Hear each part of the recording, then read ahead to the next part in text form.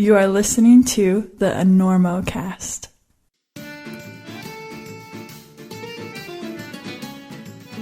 Hey, Sportiva, what are you doing over there? Wait a minute. You're not messing with the TC Pro, are you? Wait, you're trying to make them better? Come on, let's not get crazy. Just put the shoes down, walk away. We'll have another espresso and talk about this, amico. The TC Pro is pretty much perfect as is. A pair of those free-soled El Cap, for Pete's sake. Let's not forget that little Tommy Caldwell designed those with a box of Crayolas and some glitter glue, while most of us were still wondering why our downturned shoes wouldn't smear for merda. Ascoltami, fratello. The off-width maniacs are going to lose it when you change their go-to shoe. And let me tell you, you don't want to mess with those people. They're loco. Oh, wait.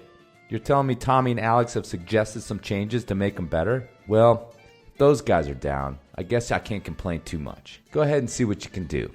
And let us know when we can check out the new improved TC Pro at Sportiva.com or try them on at our favorite local shop. But look here, Sportiva. You start futzing with those Miras, and it's pistols at dawn. Capiche?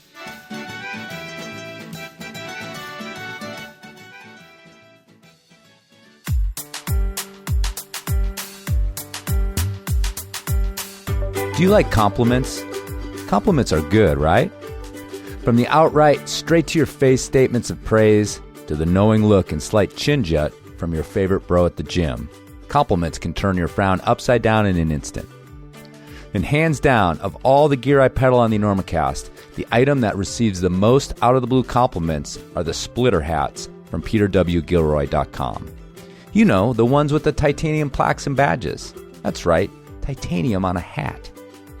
Peter started making these hats a few years ago and has kept the styles coming with designs inspired by the great mountain ranges of the world.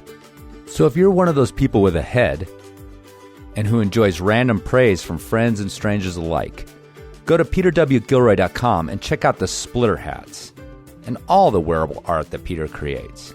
Even better, receive a discount and help out the Enormocast by entering Enormo at checkout. That's PeterWGilroy.com and enter Enormo at checkout.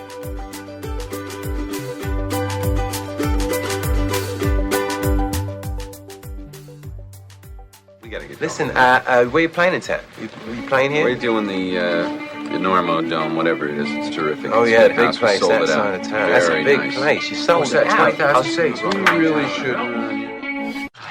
Look, you better get up there before you panic. Those pens are loose. You're very good. I have really enjoyed climbing with you. We'll make it. I don't think so. But we shall continue with style.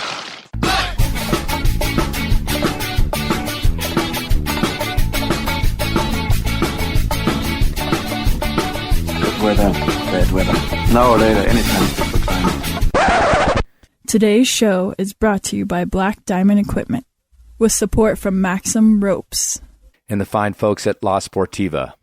And don't forget our charter sponsor, Bonfire Coffee. Go to bonfirecoffee.com and enter Enormo at checkout for a discount on great coffee and to support the Enormocast.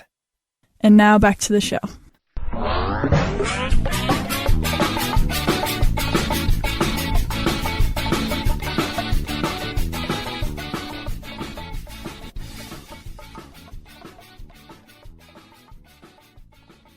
Hello and welcome to the Enormocast. This is your host, Chris Kalous. It is September 27th, 2021, about 10:30 here in Colorado, and this is episode 228 of the Enormocast, a conversation with Aaron Livingston.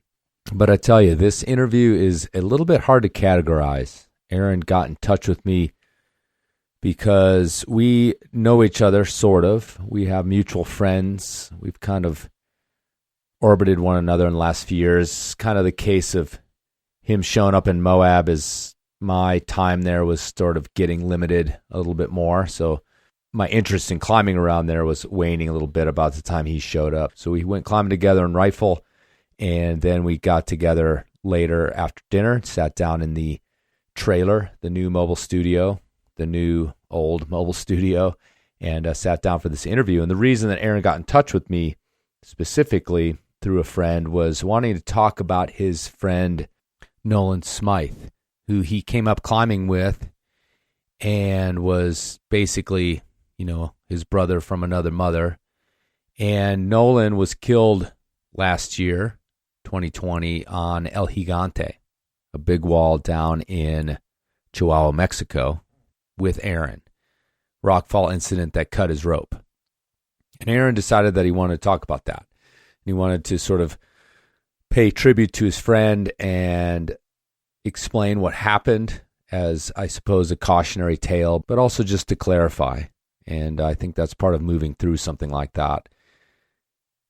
But yeah, that's kind of the second half of the interview. The first half of the interview, we actually sort of, do a little bit on Aaron and get to know each other and have some good laughs and kind of just talk about what it's like to be a modern sort of Gumby coming up in climbing, which is Aaron's background before he got to be a guide and an excellent rock climber, him and Nolan both. So yeah, it starts out that we're kind of having a lot of fun and yucking it up. And then there's this kind of pressure that's waiting because I knew what we were there to talk about. And once we do get to it, man, we just kind of barrel forward through it. And it's, when I was in the edit, I was just kind of like, wow, we were kind of stumbling around and just, trying to keep it going there. So yeah, this one gets heavy about halfway through. So be prepared for that. And Aaron and I do have this El Gigante connection. The last time I climbed with Hayden Kennedy was on El Gigante. And I explained it in the interview, but also here I should mention that of the three people I went to El Gigante with, everybody's gone. Kyle Dempster is gone, Justin Griffin is gone, and of course Hayden Kennedy is gone. And so though our expedition went off without a hitch, actually was very successful, it still holds this very intense place in my mind. Certainly not as intense as where it exists for Aaron, but that connection maybe made this thing work, or at least made Aaron comfortable to talk about his friend Nolan and what happened to them on the wall. It's a long one, so we should probably just get right to it, and everybody can get to know Aaron Livingston right here, right now, and also get to know his friend Nolan Smythe. You smell that? The aroma of crisp Mountain Dew on living cowhide? That dusky scent only means one thing. That's right. September is upon us. Getting up early to mend them fences all summer's about to pay off when them crisp temps let you pull down on holes smaller than a whisker on a tadpole. Dime Edge is going to feel like 10 pesos. They're significantly larger, look it up. And as you gallop into September with a twinkle in your eye and a spur in your buttocks, let Black Diamond be your trusty steed. They got all you need for pebble wrestling, sport climbing, and of course the best traditional climbing protection this old cowpoke's ever seen. If you ain't riding the range with a saddlebag full of camelots, well son, you ain't cowboy or cowgirl or cowperson. You get my meaning. So when it comes to poking cows, well, that's your business. But as far as climbing goes, nobody has you covered head to toe like Black Diamond. Check them out at blackdiamondequipment.com or your favorite local shop. And though I might have gone too far this time, at the moment, Black Diamond is still a proud sponsor of the Enormocast.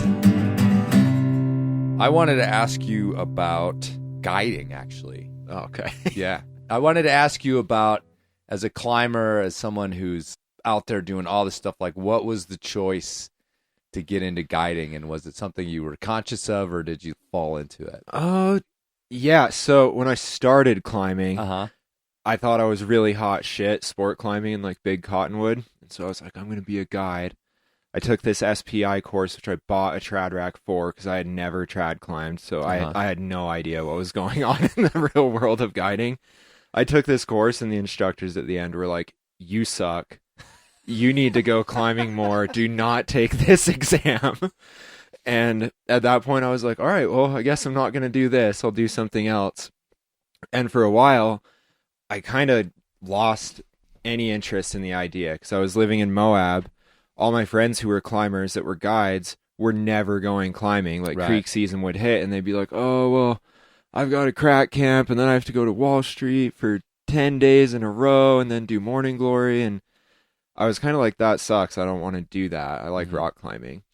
But then I moved away and bounced around, worked on a tower crew for a while, and I needed an out. And I didn't really know what I was going to do because I made the decision last second. So I was like, I'll just try guiding out, whatever.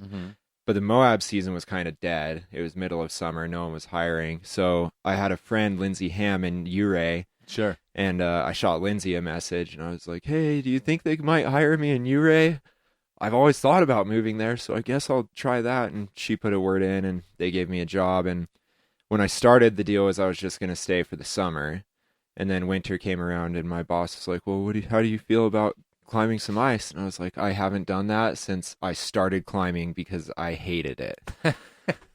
and I was like, I don't know if I'm actually any good at it. And he was like, well, we'll give you like a month. You're a good rock climber. Yeah, ice climbing's easy, so you'll probably be fine. And so I was like out leading ice like second day back. And I remember a training day was like out on Stairway to Heaven in Eureka, this 1,000-foot route. And it was a wide out blizzard. And our friend Andres, he was my like observer. And he was like, you're taking the crux and you're going to like it. And it was wide out and I was eating snow and it was pouring down my jacket, but I did it. And I came down and he was like, that was pretty okay. You still need another month or so. So I put in another month and then found I actually really liked guiding ice. Okay. Mostly because it's a lot easier to teach than rock. And that season in Ouray gives me the opportunity to go rock climbing in my free time. So I don't really burn out on what I really like to do in my free time. And when it comes to guiding, I much prefer guiding ice or alpine routes to guiding rock. Right. So it kind of just fell into my lap, more or less. Did you go through then the AMGAing? I'm in the process. Right, yeah. I've done like an ice course for the AMGA, and I've done a rock course, and I have an advanced course this year, but it's just expensive. Yeah.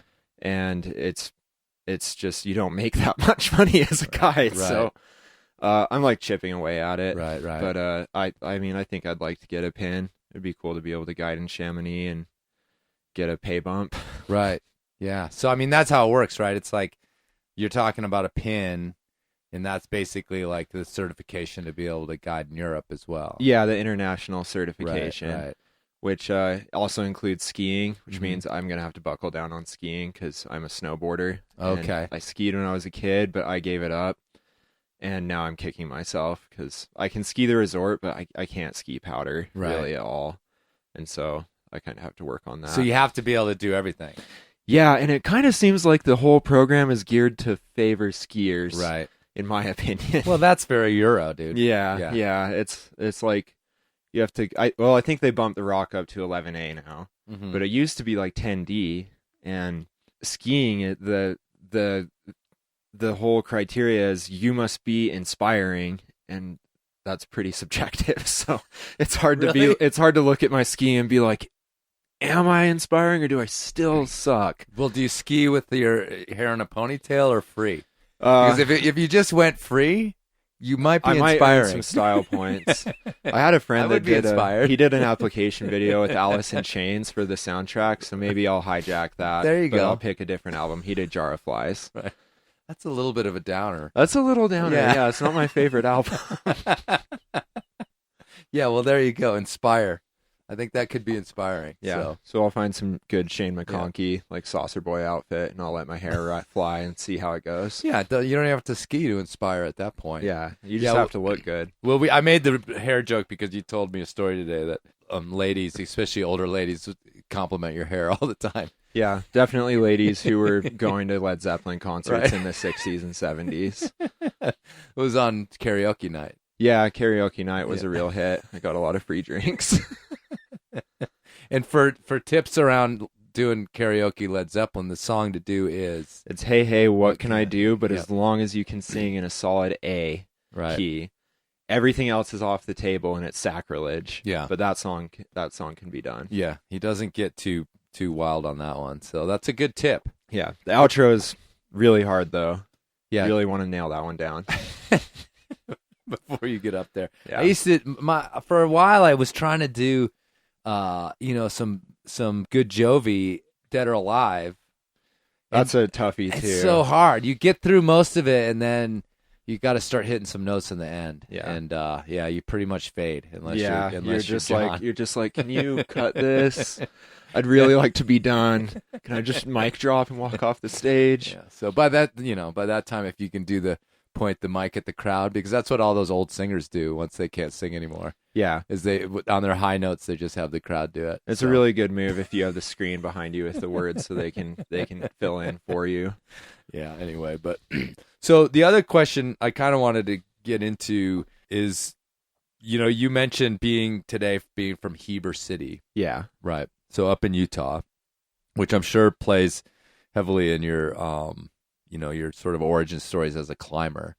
But and this is going to sound weird, but what goes on over there in Heber City? Because man, I'm a Colorado person, you're Utah, Colorado, so we know about this place, but it's kind of like behind the hills, on the other side of the hills from Salt Lake City. Yeah. If you go to the top of Brighton, you're like, what's that right back there? And is that a town? Yeah.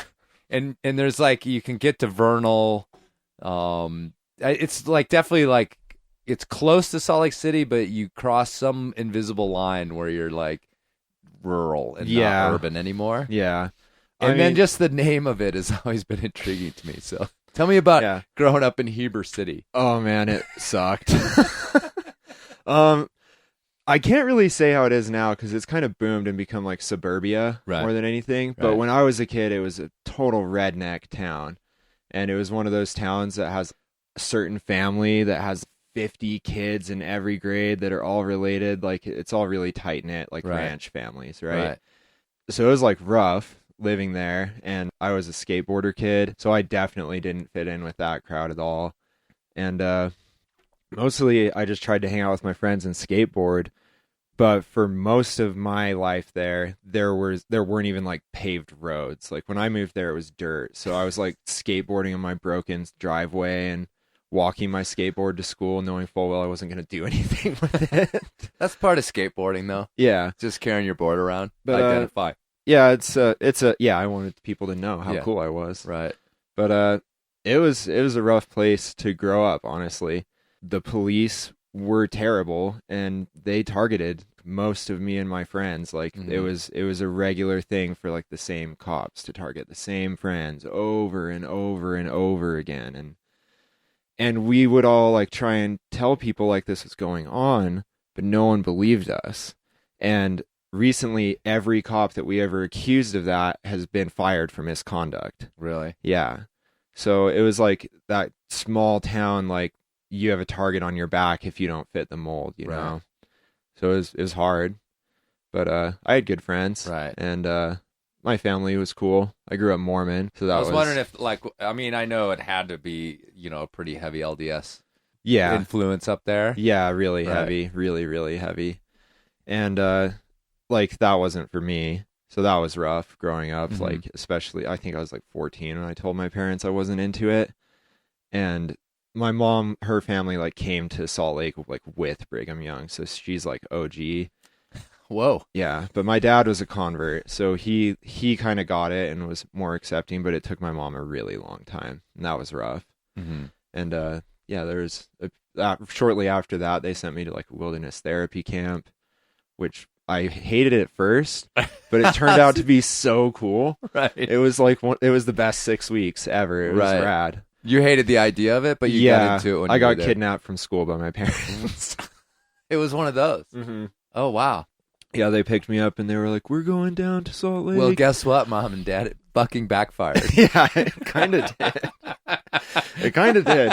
I was sort of cleaning up my act, and then you hang out in the woods with a bunch of derelict kids, and you come home and you're like, I want to party. So it kind of backfired. Those guys really clued me into some shit we haven't even been doing here. I was like, I heard about so many things I never even knew existed or were done on this planet. Well, the funny thing about that is, or one of the strange things is that in my town too, that would happen to kids, or you would get in trouble with the law and you'd actually be sentenced to go on like an outward bound trip. Yeah, exactly. And that, I mean, we're talking like high-end suburbia, right? Yeah. And that always just like pissed me off because I was like already into this shit. And I'm like, well, I'm not getting in trouble, but I can't afford to go on one of these trips. Like, what do I have to vandalize to get put on an outward bound trip? Funny enough, my friend Kyler was exactly the same. And he was hanging out in our same skateboarder crew, and he was in a Mormon family too. And when I came, like, no one knew where I went. I just disappeared for 6 weeks. And I came. The cops have him. Yeah. They finally took him out. Got rid of him. Finally wiped him out, took him out of the county. And I came home and my friend Kai was like, "This is such bullshit. I've wanted to go to that program for like 5 years. Right. And I'm a terrible child." Yeah. I'm bad too. Yeah, he wanted to go so bad. No, that's the way I felt. I was like, this is not fair at all. Like, I want to go to Knowles. Yeah, it wasn't Knowles. I know, but it was like, I can't pony up that kind of money, Yeah, it's expensive, for sure. So you got sent off. Yeah. But it was good because my relationship with my family got better. We got better at communicating, and I got better at just like expressing my feelings in like a healthy way, and that was super. So good. that worked. That worked, and all, that was all like from this thing. Yeah. Oh, because you just have 6 weeks to think about it, and every week you're like writing a letter to your parents about what you think, and they're writing you one back, and they're the only people you're talking to, and yeah, that aspect was great, and it made me a way happier kid. I went into the program with like being like a skinny jeans, like dyed black hair, pierced lips, like the whole shebang, like punk rock look. And I came home and immediately like bleached the black out, buzzed my head, let it grow back out blonde, and started listening to Zeppelin. Really? Yeah. So life got way better. All right. What about your buddies? Were they okay with you switching over? They had been trying to get me to forever. Oh, really? Yeah, because it wasn't really like a punk rock scene at all. There were a couple of friends who were like serious hardcore like punk kids, and they like I was somewhere in between like the scene emo kid and a punk kid, so they all just gave me hell all the time, constant harassment. Yeah. Well, and it's interesting. I mean, I didn't grow up in a small town, but I have relatives in those types of places, and I spent time in there, and it's we're talking about these like stereotypes, but it's amazing how distinct the roles sort of become, and and how stereotypical it sort of does become in a way. And so maybe part of it was you got back and were like, I've just been playing this like assigned role, and maybe I should like be my own person. Yeah, exactly. I think I was trying to like fit the mold of like the music I was listening to, right? And it just wasn't really me, honestly, and it was a really bad look. Like, I'm so glad MySpace disappeared because that's all the evidence is gone. All the evidence is gone. Damn it. There's a hard drive somewhere with There's one photo that my mom has that I told her can never see the light of day. Come on. We got to post it on this post. We're going to put it in the show notes, people. All right. I'll try to find it. Well, listen, what does climbing, where does it come in? Was it part of this wilderness therapy thing? No, it came later. I was probably like 21 or 20. And no, I must have been 21 because me and a bunch of my friends from the hockey team in high school, we all just were like, we're partying too much. We need to do like something to at least try to stay fit. And so there was this like a fitness center in town, the Fit Stop. We went there and we were like, we're going to lift weights. It's going to be sick. And there was this little climbing wall there. It was pretty good. It had like a lead wall. It was like 30 or 40 feet tall. And then there was a little bouldering cave. And so I just wandered away from the weights over there and just started bouldering around. And I just thought it was fun. And I didn't really know anything about climbing. I didn't know any climbers. I'd never really met any. And I just thought it was fun. And I started like goofing off on the bouldering wall for a while. And then it came up that my friends, Kyler, the one who was jealous of the wilderness program, and my friend Nolan had also been doing the same thing, but none of us had seen each other there. And we ran into each other one day and found out we were the only ones that were psyched. So we kind of like went rogue and just tried to figure it out on our own. And since it was a gym that isn't like your typical gym now, where they have like rules and you're not allowed to like practice fall and you need a tag to belay. None of that was in place. So we were free to just do whatever we wanted. At the fit stop. Yeah. So we were Googling how to tie in and how to belay, and eventually, so small town. Yeah, it was great. And we would like climb on the lead wall, which was like not that high, and it would top out right in front of all the people on the treadmills in the upper floor, and we'd like skip the last bolt and then jump from the anchor to practice falls. And yeah, it was just a total junk show for a long time. But then this guy came in who was a climber, and he had climbed Moonlight Buttress, I think. I don't know if he free climbed it or aid climbed it or anything. His name was Sam, if I remember right. And so he saw that we were a total junk show, and he kind of helped us out a little bit, and then kind of gave us free reign to just like set boulder problems. He wasn't going to let us like rig and set like top ropes or lead routes, but they let us set boulder problems. And so it was kind of cool because we were just free thinking. Like, there was no one to tell us like, this is how you do it, and these are the rules, and this is how climbing is done. And so like most people maybe try climbing and someone's like, here's a crag where you can walk to the top and set a top rope. We never even considered that was possible. Right. So like we went outside and like bought some gear and threw our money together, and we just like went for it, and we were leading routes because that was the only way we could think of to get ropes up, and we had to be self-sufficient because we wanted to climb, but there was no one to help us and no one to do it for us. So we kind of just dove head in, and then Sam brought some magazines in, and there was that classic photo from Baffin, I think, that like mega portaledge camp, like 4 portaledges, I think, on a wall in like a storm. And we saw that and we were like, well, that's what we got to do. Like, that's obviously the real deal. So we just got psyched, but like we didn't know aid climbing was a thing or anything. So for us, we were like, well, you got to free climb, and El Cap's really big, so you probably got to be really, really good to climb El Cap. So it was like a good booster, honestly, to not have any direction. Right. Because it gave us the freedom to find our own and figure out what we were psyched on. So, and you said you were pretty old at that point? I was 20 or 21. Okay. Yeah. And you were just hanging around town? Yeah, I was just bumming around town. Right. I wasn't really skateboarding anymore because it was starting to wreck me. Yeah. Like my ankles were falling apart and my hands were always just like broken, and it just wasn't suiting me anymore. And even things that I used to be able to do, like that I had on lockdown, like tricks I could do every time down anything, they were just going away. Like I was eating shit on like the most basic tricks, like really hard, nonstop. And so I hit a point where I was like, I need something else. I mean, what would have been, I mean, this is sort of like conjecture, but what do you suppose the future for Aaron would have been without like finding the bouldering cave at the fit stop? Oh God, I'd still be working at Home Depot in Park City. Is that what you're doing? I was working at Home Depot when I started climbing, and that was what got me out of there. Right, thank God.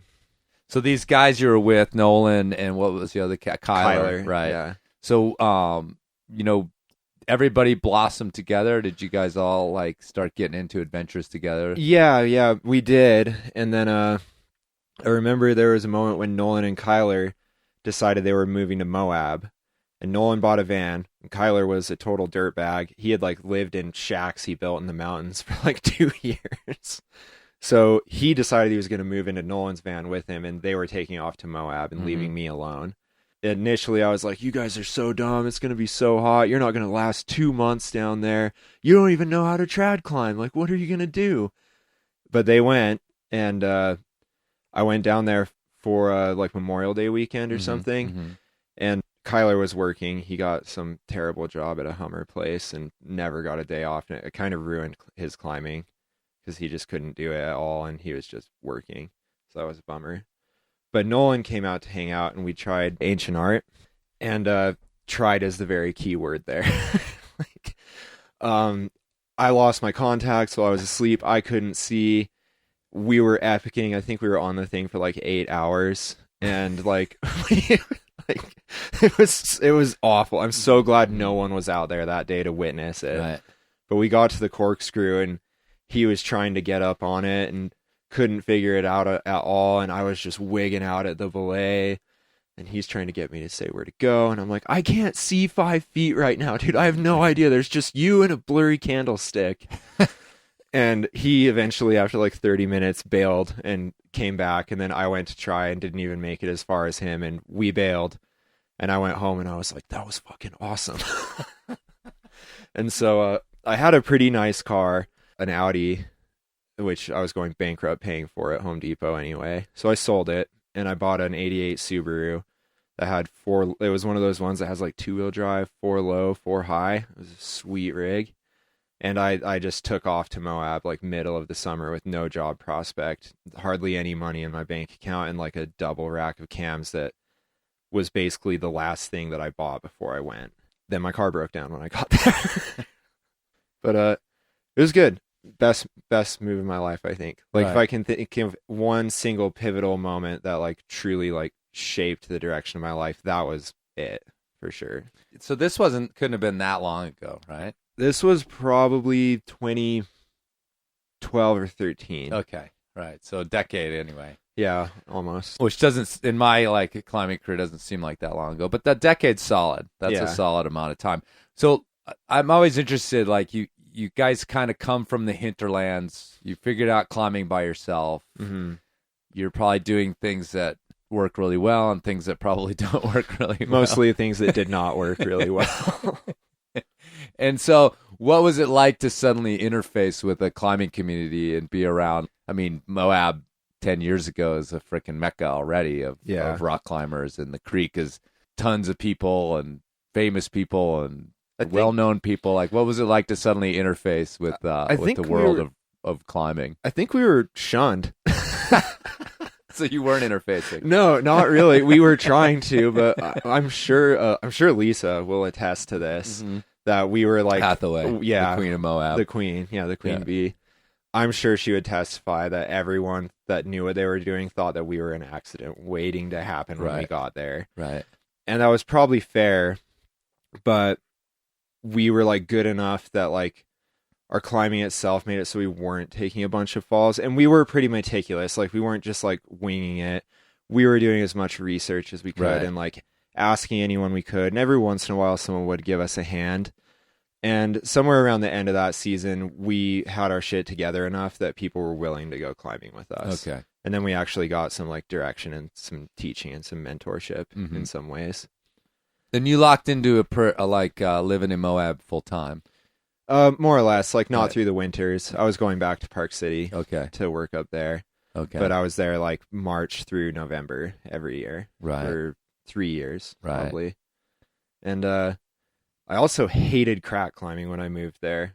I tried it once, and I was awful. Like, I was possibly the worst first-time crack climber ever. It took me an hour and a half to top rope Jolly Rancher. And I like came home and almost wanted to quit, but then I was like, no, actually, I kind of want to get good at this. So when I got to Moab, I just like was going to the crack house. Like as much as I could, because I couldn't get partners that much. And me and Nolan were working different schedules a lot, and Kyler was working all the time. So I would just go there because I didn't know how to hand jam at all. Like they were just sliding out, and that kind of locked it in for me, and I figured it out, and it became like my specialty for a while. Yeah, I like shunned Mill Creek.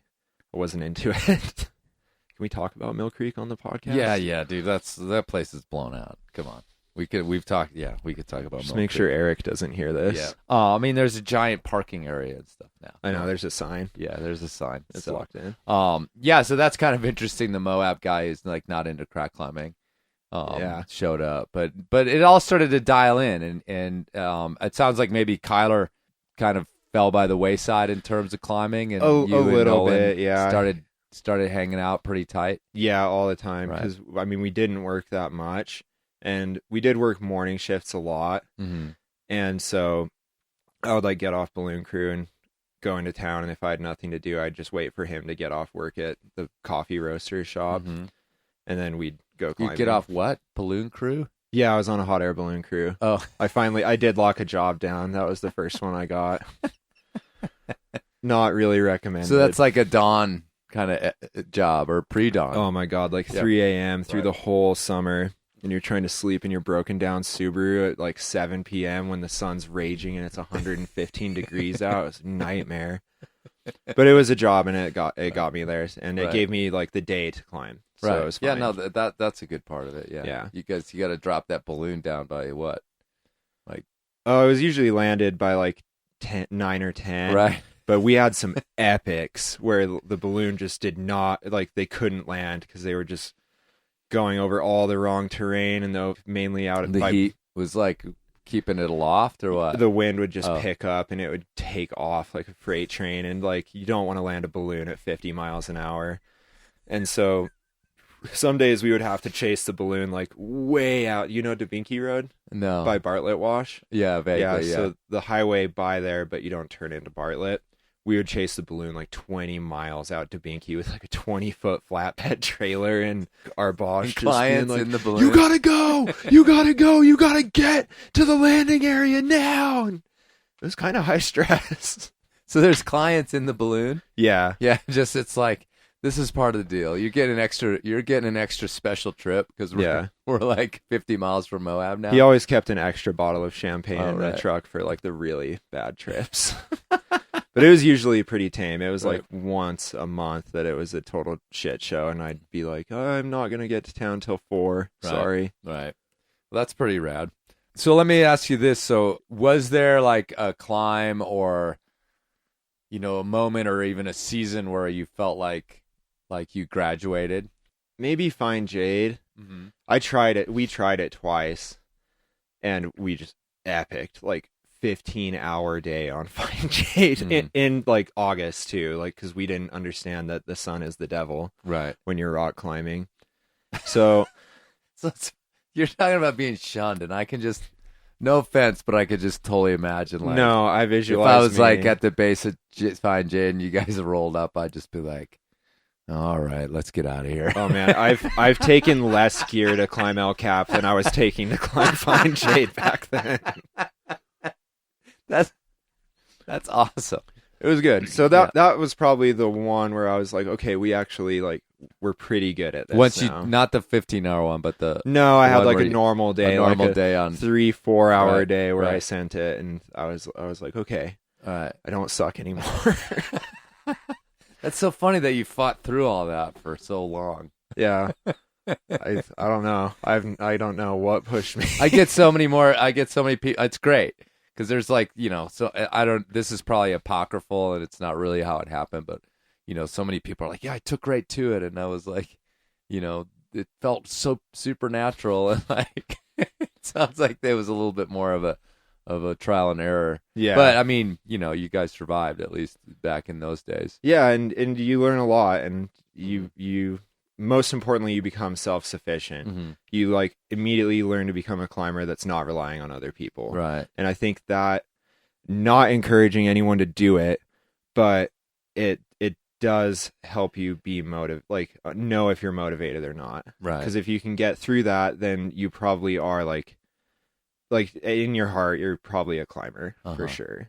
Yeah. But if that kind of stuff is happening and you're not working through it, then you're either going to be on the really slow train, or it's just not for you. Mm-hmm.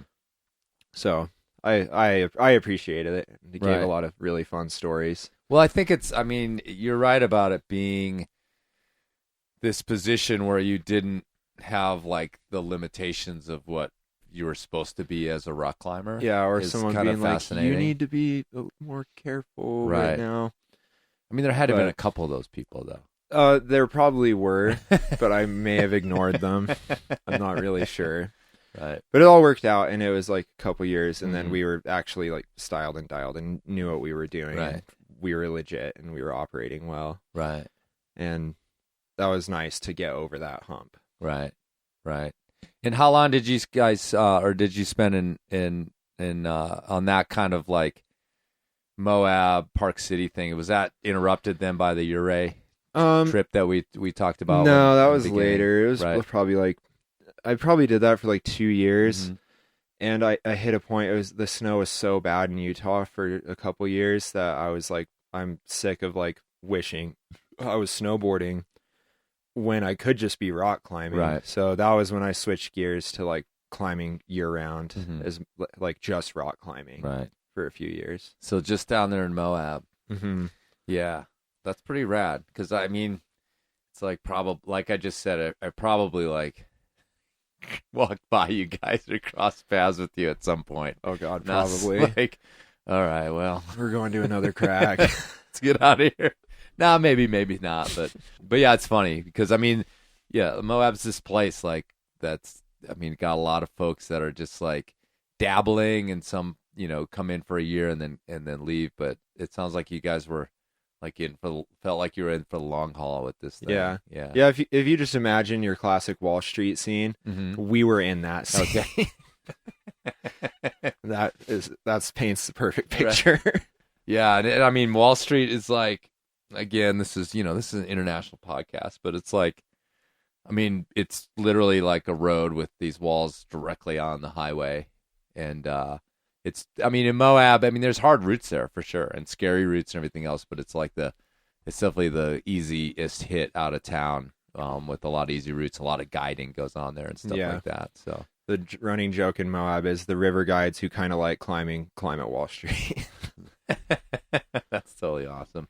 But yeah, so let's move on. So one of the reasons we're here to talk is to kind of talk about your friend Nolan. Yeah. And you guys had a terrible accident on El Gigante in Chihuahua, and Nolan was killed in this accident. So if you want to switch gears now and start talking about a little bit about that, because like I said, one of the reasons you got in touch with me was to talk a little bit about Nolan and sort of remember him. Yeah. And talk a little bit about what happened with that, which was intriguing to me because I also have this connection to El Gigante, which is in southern Chihuahua, Mexico, and was the last place that I climbed with Hayden Kennedy. And he didn't pass away on that wall, but the following year he did, took his own life. But also, in addition to that, with El Gigante is a really interesting part of my life because the three people who I was with on that climbing expedition, all of them have passed away. And it's like this weird place I kind of like have in this little miniature part of climbing history as being this last guy standing from this otherwise like pretty basic, adventurous but not super hardcore expedition. Yeah. And nobody, and again, like on our trip everything was fine, but then it was like 1, 2, 3 over the next year. Justin Griffin died. Kyle Dempster died, both in the mountains, and then like I said, Hayden took his own life. So it appears in my psyche as this really, really intense place as well. And small comparison to what you went through. But it's a comparison, and it's made me feel for what did happen when you guys were down there, and I think in a deeper way than maybe some other folks. Yeah, I think last man standing is a good way to put it. Yeah, and I'm gonna fucking die of old age as far as I'm concerned. So, not to make light of it, but it's sort of a terrible little legacy that I have.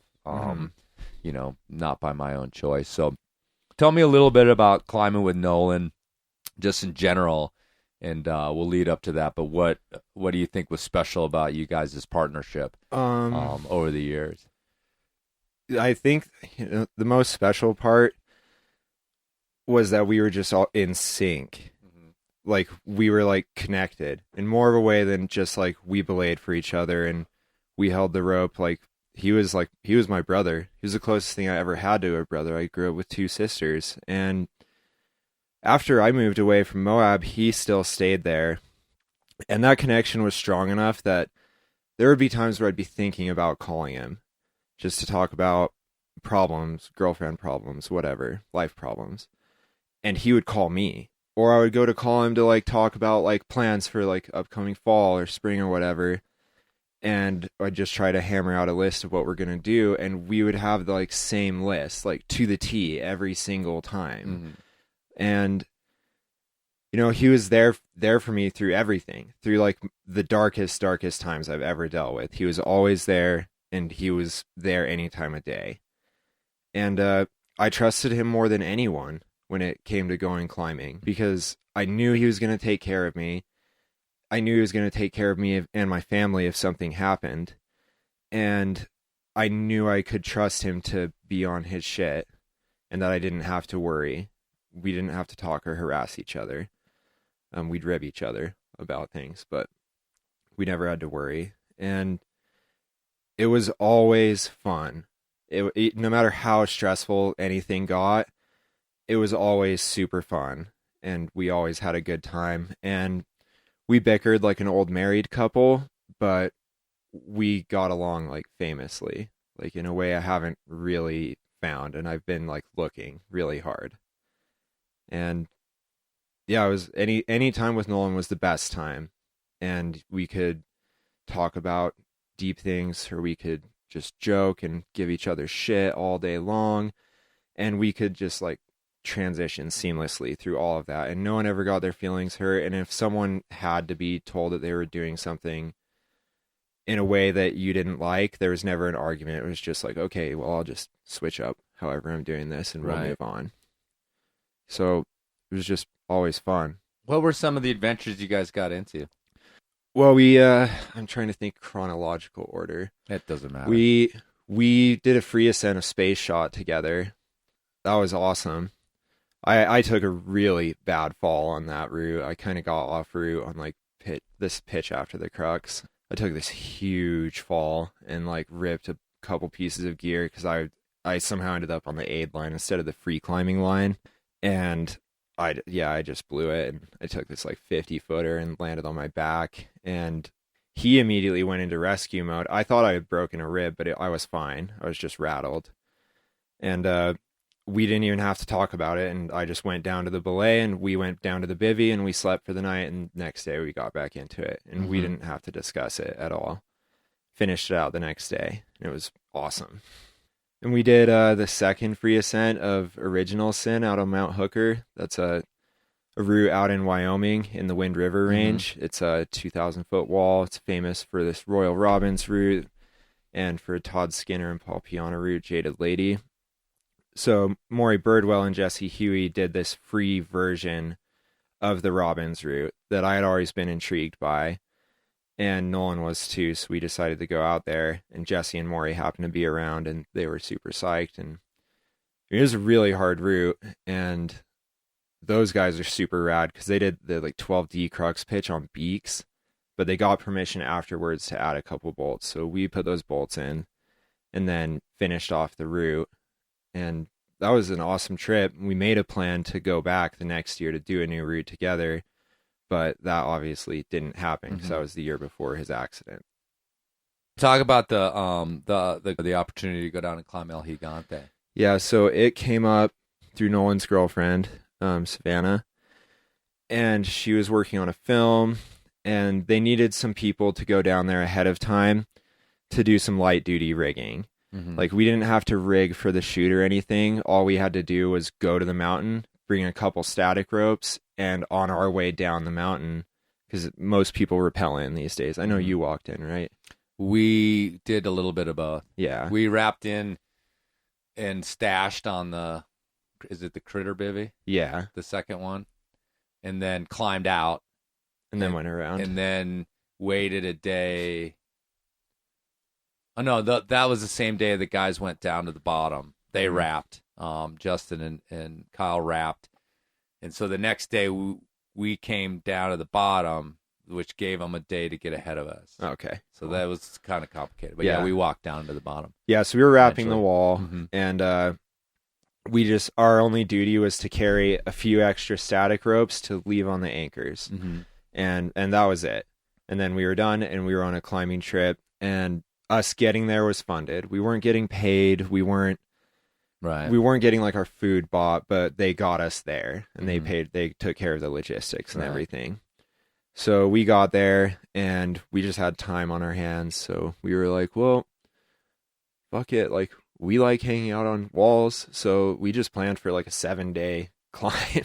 Okay. Because we're not like the raddest climbers. Like a 13A pitch here or there, we can do that. But a wall like that has like 3 or 4 of them, we kind of like wanted a real solid shot because we didn't really want to have to go back to do it. Sure. Well, let's back up just a little bit, like, because I don't think I've ever talked about this specifically, but like, talk about just the logistics of this place. I mean, because we have an example of Mexico, and we can kind of compare notes a bit of going to Potrero, which is like become like just complete, like almost European style vacation climbing. Yeah. You know, and this place is a little bit out there. So who were you guys working with, or who were the powers at play working with down there to sort of outfit and be your fixer guy down there? So we hired this guy, Tiny Almada. Okay. And Tiny is the man. Like anyone who's going down there should try to hire Tiny, honestly. Because I think our guy might have basically like retired. Yeah, Fernando? the guy. Yeah, the ranch. Yeah, at the ranch. Yeah, Fernando did help us out later on, but we'll get to that. Right. But Tiny lives in Chihuahua, so the city of Chihuahua. All right. So you can fly in, and he picks you up, and he's a wall climber. He's climbed Logical Progression. He did a first ascent on El Gigante. Like he's got first ascents all over that canyon. Like he's a legit climber, and he speaks really good English and really good Spanish. And he has kit at home that you can like get from him. Like if you need a portaledge, he's got it. Or if you need an extra haul bag or dry bags, like he can kit you out with anything you might have forgotten and give you the tour, get you to all the right spots to get food. Like he's dialed. And so we landed, met him. He picked us up, and we did our errands. We got our food. We took care of our stuff and got our bags packed. And the next day we got in his car and drove out to Basaseachi, and it's like a 4 or 5 hour drive from there, I think. And it's like rural Mexico. Like you're not anywhere near anything for almost the whole drive.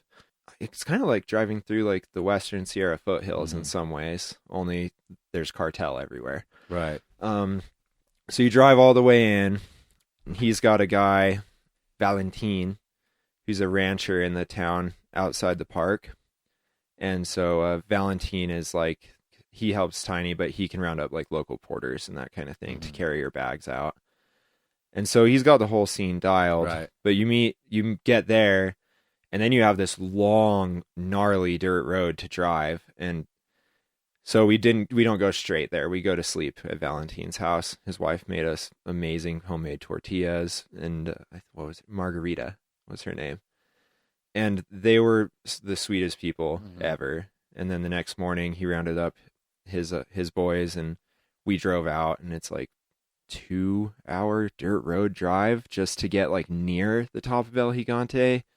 And then you've got to carry bags like out across this kind of exposed ridge. Like it's definitely got sections that are like 4th, 5th class scrambling, and you got to get like haul bags through it. Like it's definitely complex to get in there, unless you're super light and fast and you're doing it in a day or something. And then you're on top of the mountain, and everyone leaves you, and you're like in the middle of nowhere. Like it's remote. You're in like a national park, but it's not Yosemite. It's not even like the Black Canyon. Like it's the Black Canyon's like big, mean older brother, honestly. Well, is the drug operation still in kinda, but not like it used to be. Right. But there are still some poppy fields down in there, and that was something I had to consider later. But because we were rapping and we didn't really think about it, time was just like, yeah, don't go over there. Right. You might get shot. Yeah. We actually got the opposite from Fernando. He was like, don't worry about those guys are fine. They're just farmers. Yeah. They're just farmers with guns. That is true. Yeah. Well, actually, the Fernando was always had a pistol on his hip too. The whole time we saw him. When I met him, he had one too. Yeah. And he would try to talk to us about how safe it was there and how we shouldn't worry, and like LA's just as dangerous or Chicago's just as dangerous. And finally, I think it was Kyle's like, so if it's so chill here, why do you have that gun on your hip? He was like, oh yeah, there are a few sons of bitches. And then he'd have a few drinks, and then he would start telling us about these running gun battles that had happened up in town and shit like that. So it was like, we were kind of like, all right, well, maybe it's not super heinous, but we're not going to just like walk around with our mouths open. It's not super chill either. Right. So, But anyway, so you guys are going down on the wall. Mm-hmm. Yeah, so we get dropped off, and it's like bone dry out there. And it's just the two of you. There's no other part of us. this like crew There's nobody else. After, Tiny left because he had another. He was running logistics for some other climbers in some other some area way far away in Mexico, not Potrero or El Salto. I don't remember where, but it was way far away. It was like 8 hours away, I think. And so he had to take off. So it's just us, and we had like a weather forecast that said there was 1 day of snow coming. And I think we had 10 or 11 days till we needed to get back on a plane. So we were like, cool, whatever. We'll just chill. 1 day of snow. That 1 day of snow turned into like 2 days of like full on blizzard, and like we had no snow gear really. Like we had tennis shoes and no shovels, and we cut like an Arrowhead water bottle to make a shovel to dig out our tent for 2 days. Yeah, that's pretty wild because I don't think anyone ever thinks about that when they have Mexico in the sentence. No, it's super alpine. We didn't get any of those troubles, but but Fernando had told us that like a couple weeks before it had like dumped. Yeah. And he had pictures of it with like a foot of snow on the ground. Yeah, and like that's what happened. And like to give an idea, like the waterfall, I don't remember the name of that waterfall by the wall. Right across the way. Yeah, right across the way. Not Basasayachi Falls. No. But it was bone dry when we showed up. And when this storm was over, it was raging. Like it was a lot of moisture. And yeah, on the third day we woke up, skies were clear, but there was like a foot of snow on the ground. But we were at a point where we were like, well, we should probably get in because we only had a few more days till another round of storm was coming in. And we were trying to get ahead of it a little bit. So we started wrapping, and you know, those upper rappels, they're like low angle. They're not sweet with a big haul bag. And we had 2 fully loaded like BD Zion haul bags, like the biggest one you can get. And we were like riding the haul bags on rappel, like sledding through the snow. I was colder there than I was on several days guiding ice in the winter right before that. And we started in, and like it's just water everywhere, seeping on everything. And we weren't going as fast as we thought we were going to go. We hit the critter bivvy and dumped one of our bags and then carried on. And Nolan led the rappels and I followed with the bag. And like I bonked so hard to the point that I was like, this was like pre-COVID lockdown, right? But it was like scare. And I bonked so hard. My head was hurting so bad that I was like, shit, I've got COVID right now. Like this is not the place to be that February sick. Before. What month was it? This was the beginning of March. Right. Yeah. So we flew out like March 1st. Right. And so I'm having this freak out that I've got COVID. It's dark and we're trying to get to the bivvy at the bottom. I don't remember. Oh, the Tower of Power? Yeah, whatever. Yeah, right. Yeah. The second bit or the first bivvy from the ground. Yeah. So we made it, but it was like a really long day and it kind of like wore me out for sure. And Nolan too, but we were always really good at ribbing each other enough to like be able to go climbing still. Right. So the next day we like went back to the bottom, climbed back up to the bivvy. Wasn't really that big of a deal. There was like a lot of rock fall on the wall like left of us. Like there's some aid climbs over there and there was like rock coming down the whole time.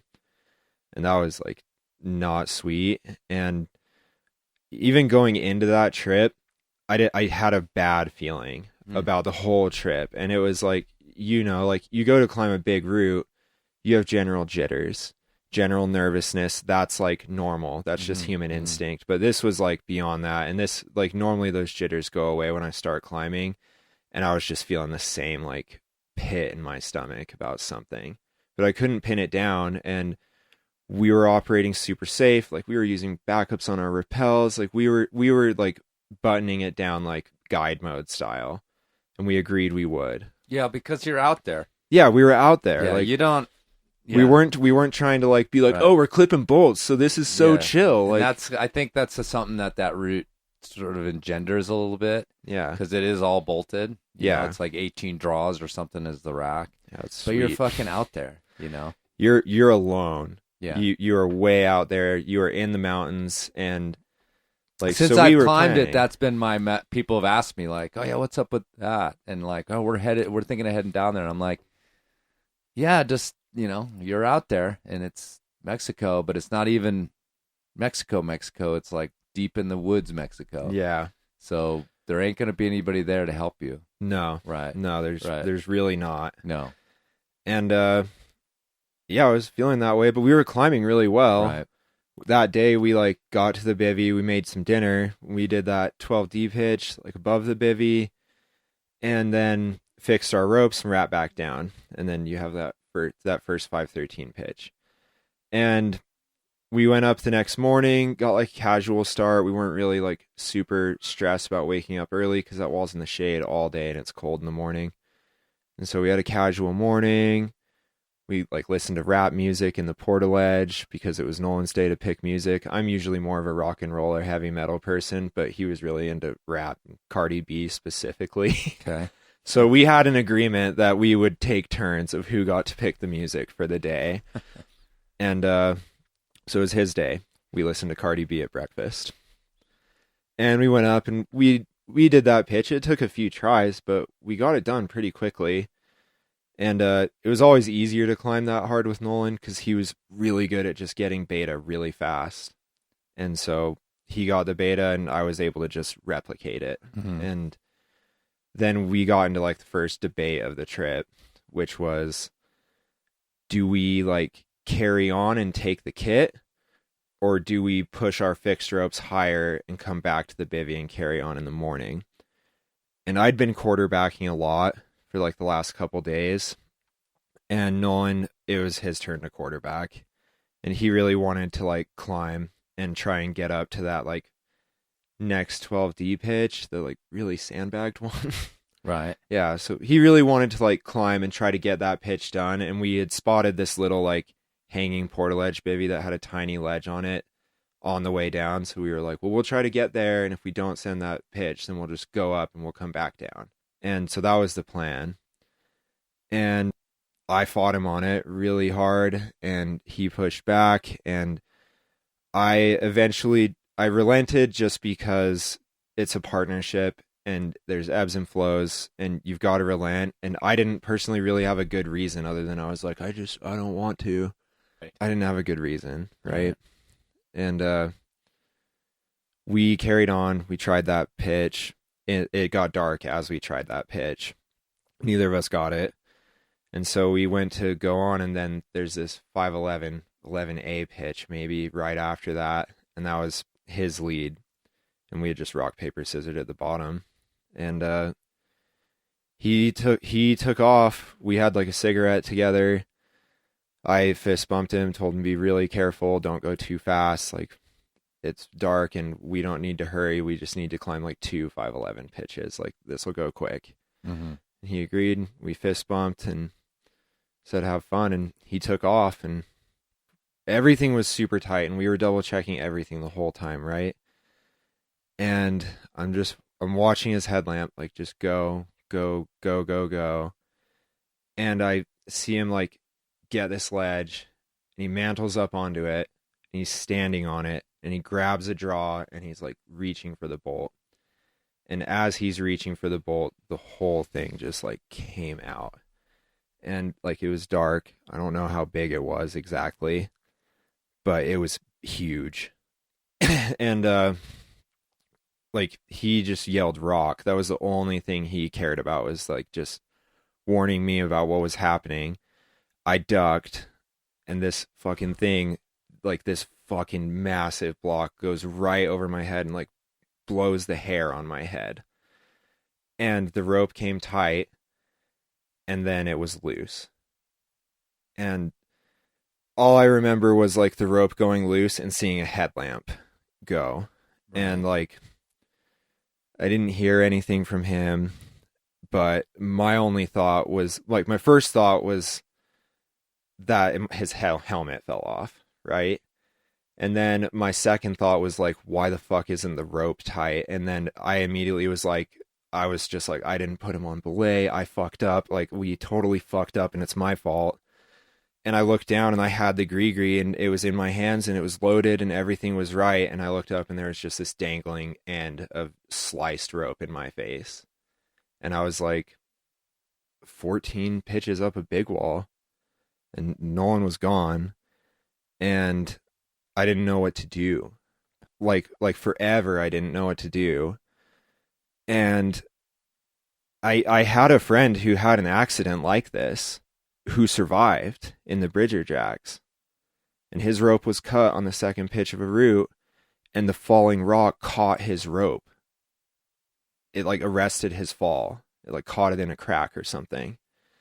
And so I'm like wrestling, and I'm like trying to deal and be real, but at the same time I'm like hearing him like in my ear, like clear as day, like yelling up to me, and I'm just looking down and like trying to figure out if it's like real. And I spent 2 fucking hours at that belay just like trying to decide if like I thought he was down there or not. And I mean, I had to like come to grips at some point and just acknowledge that he wasn't down there, you know, and what was going on in my head was just like shock and trauma, and it was just fucking with me. And so I grabbed my inReach, and I didn't even hit SOS because I was like, I don't know what to do. I was like, I'm on the wall. I don't really like necessarily need rescue right now, but I want like some sort of recovery to get going. So I texted Savannah and told her what happened, like as bluntly as I could. And obviously took her a while to deal, but I didn't know if I should hit SOS, and I was trying to make a plan. And like, I didn't really think I could rappel, because you know, there's that lichen traverse, that big long traverse underneath me. And that was a motherfucker to rappel with someone helping you on the other end with a bag. And there was a storm coming the next day, right, like in the afternoon. So I was like, I can't ditch my bivy kit. I can't really rap with my bivy kit. I don't know the fucking way out of this canyon at all. And so I had to make the choice to like rope solo. It was like intense to decide, but we had a stick clip because our friend Jordan, he also like epicked out there. And, oh, that's right. Yeah, and the only reason that like things went okay for him and Hayden was they brought a stick clip. So we brought one on like their recommendation. And so that was just what I went into doing. And so let me just hold on. So you spent the night, or you started doing this immediately? I waited an hour or two because I needed to like collect. Right. Yeah. I mean, after that. Yeah, but it was still nighttime. Oh, that's right, because you're not at your bivvy. No, we're 2 pitches away still. And your shit is maybe 3. We weren't but you're really sitting sure. on your bags and stuff. Yeah. So you have your stuff with you. I have my stuff with me. Okay. So 2 hours later, it's solidly night. Yeah. I've Middle of smoked the a night. whole bag of tobacco. Right. And I remember you saying that to me, just like sitting there smoking cigs. oh, dude, till my lips were like feeling sunburned. Like I plowed through a whole bag right then and there. And then I had to make a choice what to do, and I couldn't like carry everything. So I had to like dive into the bag and start throwing his shit off the wall. I had to throw his shoes. I had to throw like everything. I kept like a shirt or two for Savannah and for his mom, but I couldn't keep anything else because I had to go light. And I even went, so I was like dumping out water because the critter bivvy was like 5 pitches away, and I needed to get there by the next evening anyway. So I was like, I can't be carrying like 2 days of water for 2 people right now. So I dumped everything but a gallon. And then I told Sav what I was doing, and she took care of everything else, like left me alone, like started getting people together to come down for a rescue, took care of telling his parents, which fucking sucks for her, and I don't envy that. And she left me alone to do my thing. And I made it 2 pitches, and then I was at our bivvy that we were aiming for, and the sun came up. Right. And at that point, I'm just like, I'm like wasted. Dude, you like completely wrung out. Yeah, totally. Like I've already been like rock climbing for like 24 hours Right. at that point, because we woke up early-ish, like 7 or 8. That's a casual big wall start, right? Right. So I'd been climbing for nearly 24 hours, and I was tired, and I knew it, and I didn't want to fuck up. So I just set up my portaledge, put up the rain fly, laid down to just take a nap. And at that point, Savannah was like, you need to like hit the red button, or it was either that point or at the bottom of the pitch below. Somewhere in there, she was like, you need to hit the button because we need to like get more things in motion than just what I have going in motion. So I hit it, and then like just sat there listening to podcasts, smoking more cigarettes, cigarettes. There's like I'll just I was drawn into this story in the night because Angela Van Weemersch called me, and I was either driving back from the desert or going to the desert, I think to the North Wash, and I got the call and I was like, oh cool, Angela, like sweet, I love talking to Angela, you know. And but also like, why is Angela calling me, you know, because we're not like bosom buddies or anything. Yeah. And then right away she was just like frantic on the phone, and I, you know, and it was a classic thing where I was like, all right, hold on, I gotta pull over, you know. And she like sprayed what had all happened. I'm like, okay, well, you know, we can take a minute here. It's not, you know, because she was like, we need to know what to do, and like, do you know who to talk to down there, and do you know how to get to the bottom? And I was like, all right, just chill, because, you know, 5 more minutes is not like critical, and we need to calm it down a little bit. Yeah. And you know, and I offered as much help as I could be, which was very little. And I, you know, because I don't want to say anything like I helped in a way, because those women, they are the ones who like, they crushed it. Savannah and Angela and Sasha too. Right. They all like got everything going. They got all the gears turning. Right. And like, they're awesome for it because it was hectic, and they were down there like in 24 hours or maybe just under, I think. Well, and I was like, okay, well, what's Aaron's situation? And I was like, were they wall climbing? Does he have bivy gear? Like, and that's when I was like, okay, well, you know, let's go fast, but like, I think he's probably going to be okay for a couple days if that's what their plan was. Yeah. As a wall climber, I'm like, you know, he's got some water and some food, like. Yeah, and you know, that's what I was telling everyone too, because I knew the weather was coming. Right. And so I knew it was going to suck. Yeah. But I was like, I will like make it. Right. If I have to stay down here. But I was like, if people come down here and they're not ready, and this storm hits with all the fury of Satan, I'm not going to be prepared to take care of all of those people. So I was like, everyone needs to be calm, try and make it happen. But if it can't happen reasonably, like, don't do it. Right. Like, don't come down here. And I'm telling them this, and I'm also like, just at this point, I'm like several hours into the day now, and I'm not really sleeping. Like, I'm like 5 minutes here, 5 minutes there. And eventually I'm in an exposed place, and I'm out of like food and water. Like, I have a day of it left. Right. So I was like, I need to go. Like, I need to get these last 3 pitches out of the way. And I know that when you're like the victim and you're like the one that people are trying to rescue, and you're texting shit on the inReach like, I'm gonna solo up the wall, people freak out. Right. Because they just don't quite understand what you're like really doing, which is just stick clipping and pulling up a rope, and stick clipping and pulling up a rope. And so I was told to stay put, which was agony, because I just wanted to do anything to like distract myself or to just feel like I was doing something. And they just kept insisting, like, don't move, don't move, don't move, don't move. Mm-hmm. And they got a hold of Tiny, and Tiny like bailed on the job he was doing and rushed back. Right. He rounded up a friend, Jose Martinez, aka Bicho, and they came, and the military was there. And the reason they hadn't got to me by the time the rain started was that the military was holding them up and insisting that a liaison goes. And this liaison had a 2-inch webbing, like rental type harness, a figure 8, and a prusik. And they were like trying not to let Tiny go. And eventually he hit a point where he was like, we need to go now or we're not going. And we can't do that.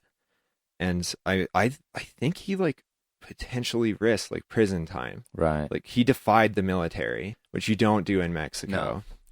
And he went down, and they got me, and we like jogged for hours through the night in the pouring rain, and we brought my bags up to Critter Bivvy, left it there with the intent to go back and get it later.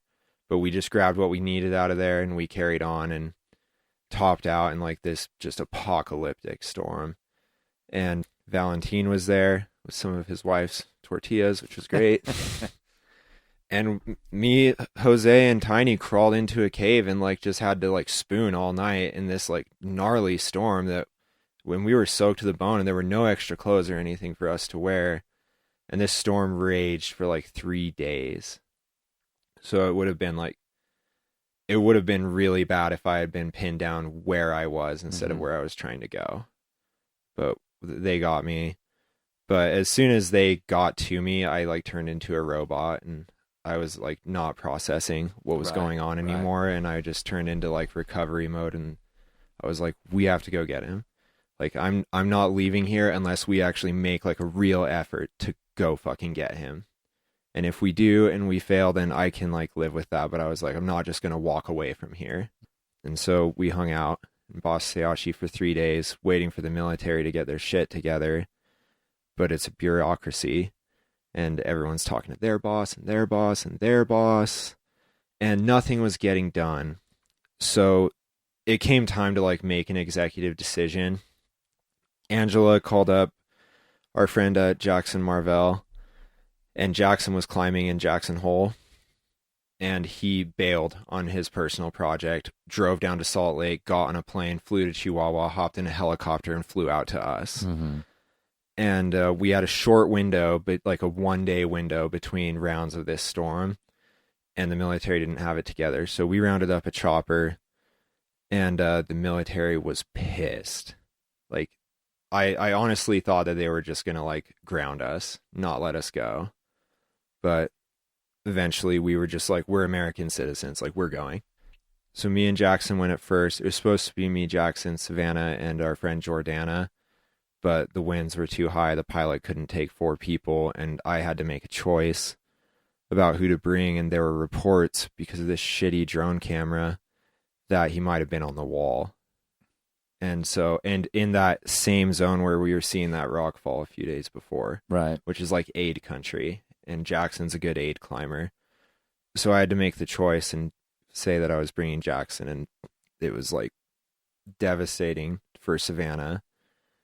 And I wasn't psyched about it either. I wanted her to go, but I had to make a choice of like who was going to help me get him home if I was only going to go with one person. And so I had to choose. And it wasn't sweet. Right. But it worked out, and Savannah was able to come on a second round. But it was like full Vietnam style going in there. Well, where did the chopper get you guys to? It flew us to the base of the wall. So you did it land basically in the poppy field or something? No, but we couldn't land because all the grass down there is like 8 feet high. Yeah, right. That's what I'm asking. I mean, it's like temperate rainforest. So that's what I mean when I say like Vietnam style. Me and Jackson he speaks none, and I speak very shoddy Spanish. Mm-hmm. And we're just like doing flybys, trying to see if we spot him on the wall. And we saw it was his thermarest, thankfully. And then we come in to land, and the only thing I heard the pilot say was "Salé, salé," which I know enough to know that means like jump or leave. Right. Which sucked because we were like 20 feet off the ground. And I was like, this is how Rescue 2.0 starts. Right. Like both of you guys break your legs. Not sweet. And so I like get out, hang off the strut, and just drop into the brush and just hope I'm not landing on a rock or something. And then Jackson nearly exited the helicopter without throwing our bags out, which we barely caught, thank God. And then we had to just like go to work scanning. And like Jackson found him, and I don't want to talk about what we found. But we found him, and I checked out, and like I lost my fucking mind. And I was like, I can't do anything else with this anymore. I'm here. We found him. Right. We're going to get him out. I was just like, I'm going to go look for fucking katanas in the bushes. And Savannah and Jordana got in, and they pretty much took care of everything, like with getting him ready. And a lot stronger than me. And then the military was like, "Oh, actually, we're ready to go." And so the next day they came in to do the body recovery. Yeah, to do the pickup. And that was like monsters. Did the State Department get involved? Did you guys go that route as well? I mean, they must have eventually. I honestly Right, don't quite know. Right. I do know that after all of it was said and done and we got back to Chihuahua, I had to go through like an interrogation with like state police. Mm-hmm. And it didn't feel like they were like accusing me of anything, but it's still just like not what you want to deal with at that point. You're just like, I want to go to the hotel and drink tequila right now. Right. But I had to do it. Right. And so Tiny went with me and translated. And I was like, but don't they speak English? And he was like, yeah, they probably do, but you need someone here who legit speaks Spanish because they might fuck you. So he went with me. And then we drank tequila in Chihuahua for like a few days. But through the course of all this, COVID lockdown was starting. That's right. Yeah. Yeah. Like as this is happening. And so everyone who's coming from the States to help is telling me about it, but I have no cell phone service, so I'm not getting updates or like checking the news or anything. And they're just like, it's crazy. Home is crazy. And I'm like, what does that mean? Like, this is crazy. Right, like, right. You're not helping. Like everything is crazy right now. You're not really defining anything. Right. And Angela and Savannah and Sasha and everyone went home. Jackson stayed to go with me and Tiny to get our bags off the wall because I wasn't going to leave my shit there. Nolan would have been pissed. That's like way not his style to leave shit on a wall. Mm-hmm. So they stayed with me and we went back. And after we were done with that, when we got back to service, everyone who had just gone home was like, it's a nightmare here. So it was just like piling on. Yeah. As the whole thing went on. And Jackson and I were supposed to see a Tool concert. We tried to change our plane tickets to make that happen, and that got canceled. I was like, that was devastating too. I was hoping to do like something fun, just something to like unwind and not think about it. And instead, I came home to like, I couldn't go see anyone I cared about. I couldn't go see anyone that Nolan cared about. I couldn't do any of the things that you normally do to unwind when you deal with something like that. Like give people closure and get some consolation and like just reminisce about your friend that's gone. I got none of that. And then on top of all that, the day after we landed in Salt Lake, there was a fucking earthquake. And it like shook the building we were staying in to the point that I woke up and was like contemplating diving out the 3rd story window of this building. Like it was an earthquake. And so it was just like going on and on and on and on the whole time. And then once it was like the whole situation with Nolan was settled down, I just had to go stay at my parents' house for 2 weeks, see nobody, talk to nobody. And I just plowed through tequila. I brought a duffel bag of tequila home from Mexico, which was like, I didn't know what else to do. And I like wanted to quit climbing for a little while, but I had the profound realization that while like I lost arguably the most important person in my life because of it, I would have never had that person in that way if it wasn't for it. And so I had to just make a decision that it was going to be sacrilege and it was going to be like dishonoring him and what we were doing if I did quit. Mm-hmm. It wasn't going to fly and it wasn't going to sit well with me. So this was 2020, a year and a half ago, March, and we communicated a little bit in there. And I mean, I don't think I had anything really helpful to say other than, that I was sorry.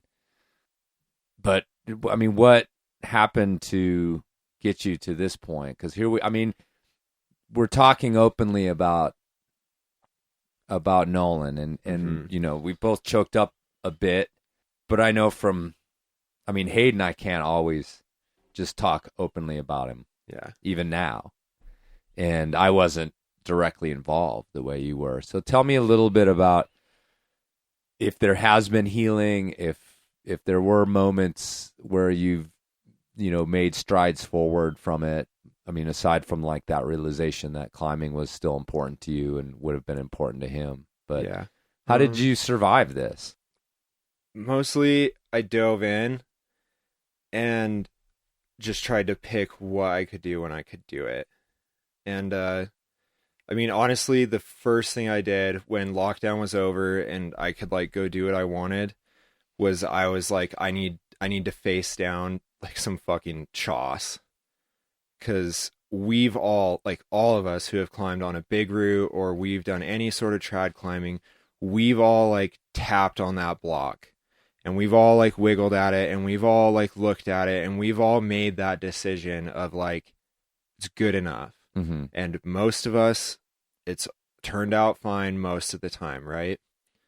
So I needed to like go chase down some shitty rock and just like remind myself that like it was a fucking accident and he wasn't fucking up and we were operating tighter than we ever had, and I needed to like know that we weren't operating in a crazy way. Mm-hmm. So I called Jackson and I was like, I want to go free climbing in the Fisher Towers. And we went and we tried to free the Phantom Sprint. But it was good, and that was the first thing I did that since I got home that just made me feel like I do love what I'm doing and I believe in what we were doing. And in a lot of ways, Jackson has become like my closest friend. He's become like the closest thing I had to Nolan. And he's always willing to listen. He goes on so many trips that I can't get a hold of him all the time. Right. But he's always willing to listen, and he's always willing to like show up and help me if I'm down or if I'm just like cruxing out and I just need like a good adventure to just unwind. And so we did that, and I recruited him right away to go do that new route that Nolan and I were going to do on Mount Hooker. I didn't want to go alone though, like with one person, because I was too wigged out about being alone on a remote wall with just one partner again. Mm-hmm. So we called up Drew Smith, and Drew was psyched and he came along too. And we went out there. The line Nolan and I had picked, I did some research. It turned out that it's a total shit section of wall. There's like 2 A3 routes that just report like massive amounts of chassis 5/8 climbing. So we picked a different line, and it turned out awesome. And it was like, that was like the thing for me that after I did that, I was like, I feel like I've honored his memory. I've given him like what he wanted, because we were in the tent on top of El Gigante and we were talking about that trip nonstop, and he just kept saying like, I just want to do something, like get my name on that wall because it's like the most impressive wall I've ever seen in my life. And so I needed to do that for him, and we did. We called it the Optimist for him. Eternally optimistic. And we lucked out. It turned out really good, and it's not a shit pile for him. Right. And I got to go climbing with a bunch of other people that were really close with him. Our friend Casey, who's a climbing ranger in Yosemite, we did Freerider together. We got it right as COVID lockdown lifted there, which was magical because it was just us. Mm-hmm. There's no one else on El Cap. There was no one driving around.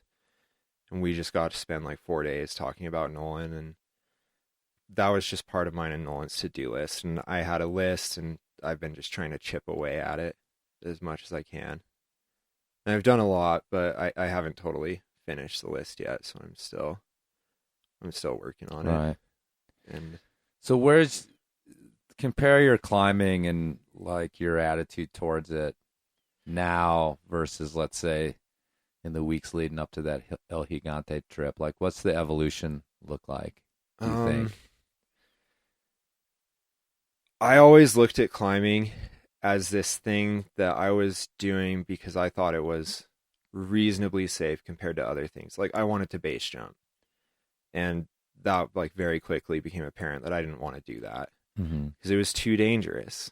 And so I kind of always had this thing like, climbing's it's dangerous, but like it's not that dangerous. And my best friend, who was a base jumper, died clipping bolts on a pitch way under his limit. And And that made me just realize that I needed to stop being naive about it and start being accepting of it and acknowledge that, like, I am taking risk and that it's not fair to me or to the people around me to act like I'm not. But I am, and it fulfills me and it gives me focus and it's given me all the best people in my life. And that's the most important thing I hold on to with it, is that I wouldn't have any of the closest friends that I have or have had if it wasn't for going climbing. And so that's why I still want to continue to do it, because I want to be able to meet awesome people and I want to be able to share special experiences in special places that not everyone on the planet can see. And I like to challenge myself. And so, yeah, I had to come to grips with why I was really doing it, and whether it was for my ego or to impress people, or if I was doing it for me. And I realized I was, but it was hard.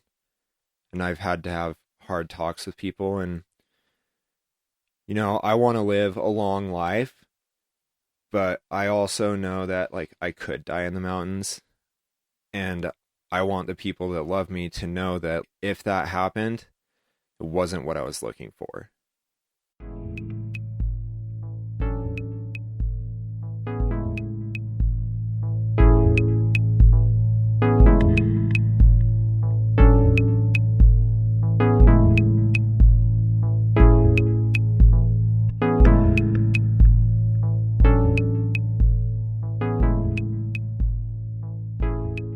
All right, folks, thanks for listening, and thanks to Aaron for making that happen.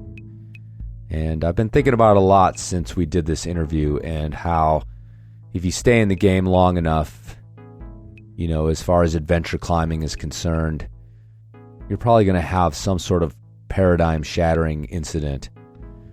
Maybe not as serious as what happened to Aaron and Nolan, but there'll be something that happens that sort of shatters the notion that it's all fun and games. Every moment is sort of better than the last, and bring you down to earth a little bit. But it's also nice to hear that that can be survived. And I believe that Aaron is surviving it. I'm sure he has his moments of clarity and then back into the fog. But nevertheless, I think he's surviving it. And that's nice to hear, because you lose somebody like that in those circumstances and it could break you. So with that in mind, and I know I say it every episode, but it does mean something to me, and I do want you guys to be safe, because I've seen the fallout of these tragedies. I've experienced it, and it's sad, and it's life-shattering, and frankly, mostly climbing is supposed to be fun and games. So keep it that way, take it easy, communicate, and of course, check your knots.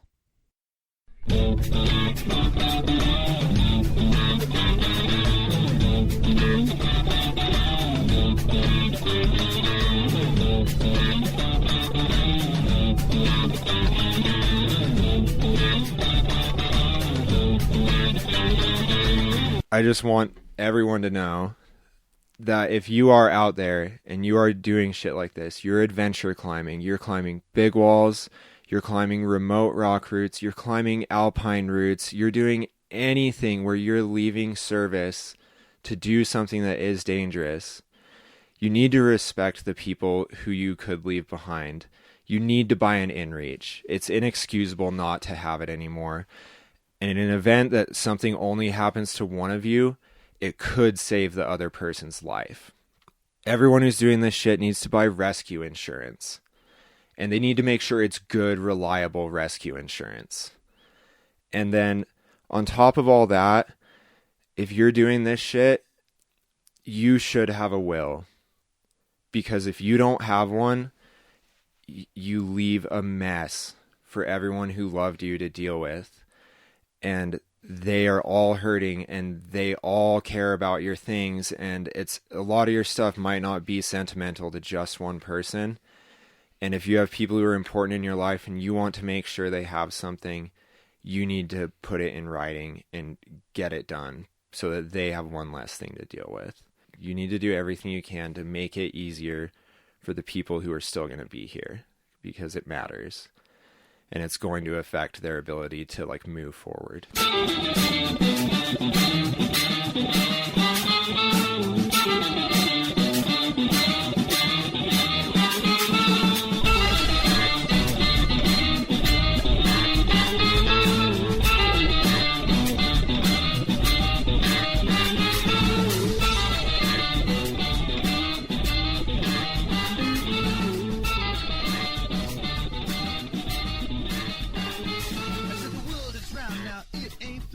The teachers told me that's where it's at.